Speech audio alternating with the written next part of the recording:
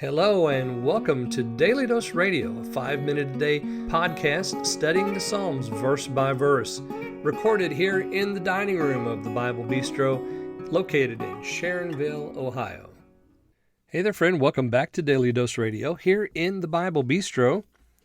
Well, we start today after the Selah. Yesterday, we're in Psalm 85. We read verses 1 and 2 yesterday, which ends with a Selah. So we stop, think about what's just been said.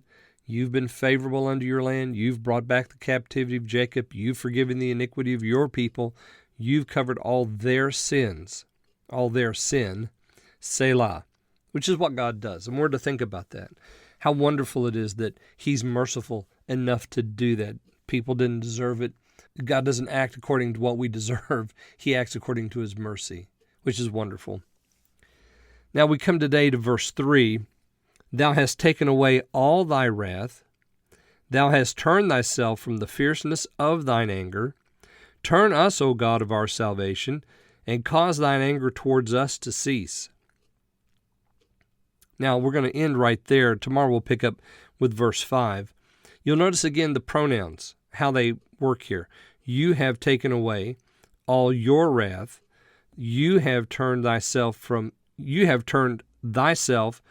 the fierceness of thine anger. So 5 times there in that third verse, we have the second person pronoun used. You have your wrath, you have yourself, your anger. 5 times.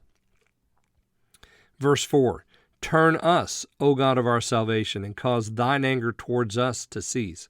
Now here's where we begin really sort of a lovely tango between the second person singular pronoun, you, and the first person plural pronoun, us. We are engaged with the Lord here because we're asking for something.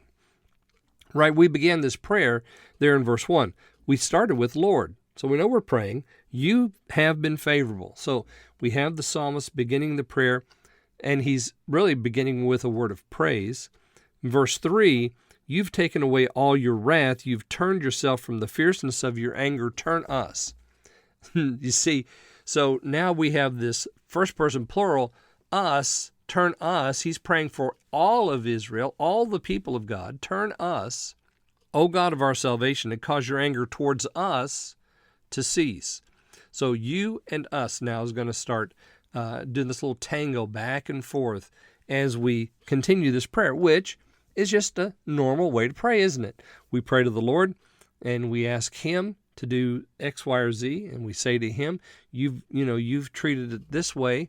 Now, do this for us, for your church, for your, maybe you're praying for your family or for the family of another believer or friend, or you're praying for the salvation of a lost loved one, and you're asking for the Lord to do something for the us that includes you.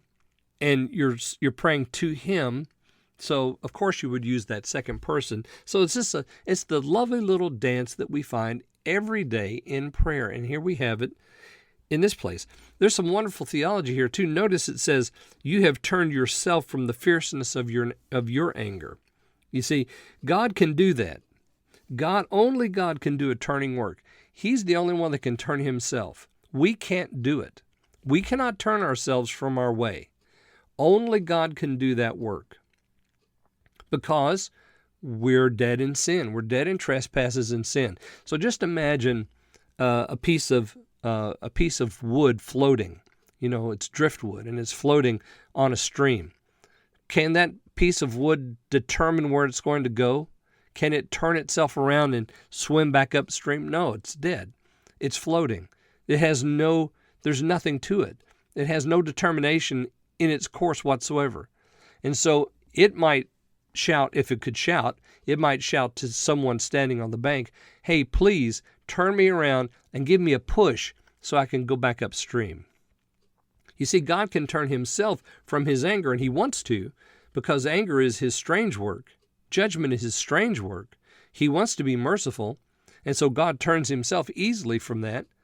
But we can't turn ourselves, which is why the psalmist prays, turn us, O God of our salvation. You've turned yourself, turn us.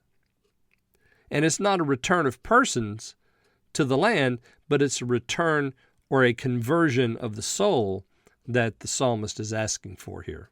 Okay, join me again tomorrow. We're going to look at verses 5 through 7 here on Daily Dose Radio. Thanks for listening to Daily Dose Radio. For more fresh and delicious Bible studies, podcasts, books, and more, check out the Bible Bistro online and on YouTube. Join me again next time for Daily Dose Radio.